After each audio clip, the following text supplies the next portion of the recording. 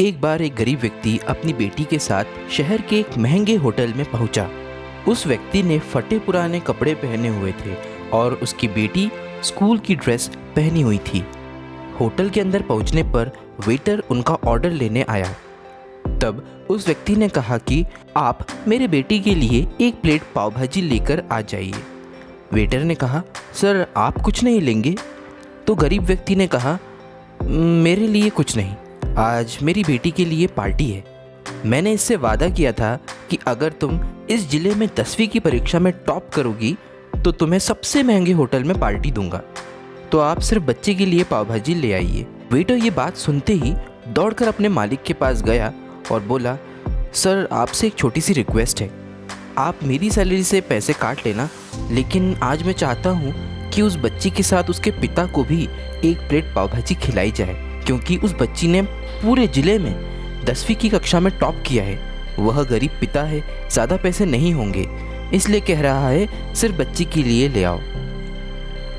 Hotel के मालिक ने जब ये बात सुनी तो मुस्कुराते हुए बोला, तुम उसके पिता के लिए भी पाव भाजी लेकर जाओ, उसके लिए भी लेकर जाओ, पैसे मत लेना, 4 से 5 पाव भाजी पैक करवा कर ले जाओ, 2 से 3 किलो मिठाई भी लेकर जाओ और उनसे कहना ये पार्टी होटल की तरफ से है, आप ये मिठाई ले जाइए और जश्न मनाइए।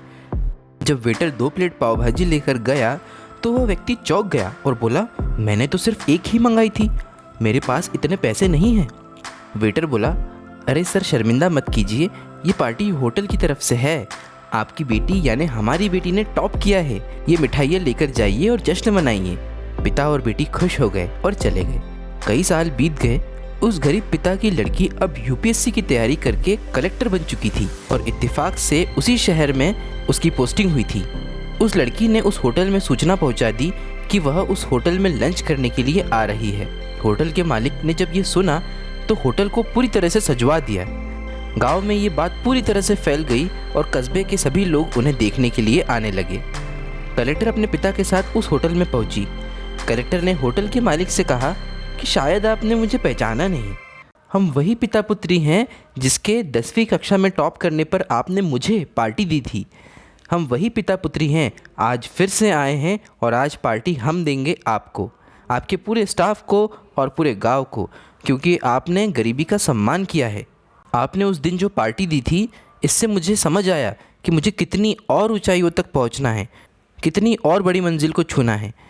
आपने एक नई प्रेरणा दी थी और आज मैं उसी प्रेरणा का एहसान चुकाने के लिए आई हूँ। वो मैडम ये सब कहते जा रही थी और उसके आंखों से आंसू भी बहते जा रहे थे। यह कहानी हमें सिखाती है कि कभी भी किसी गरीब का मजाक नहीं उड़ाना चाहिए।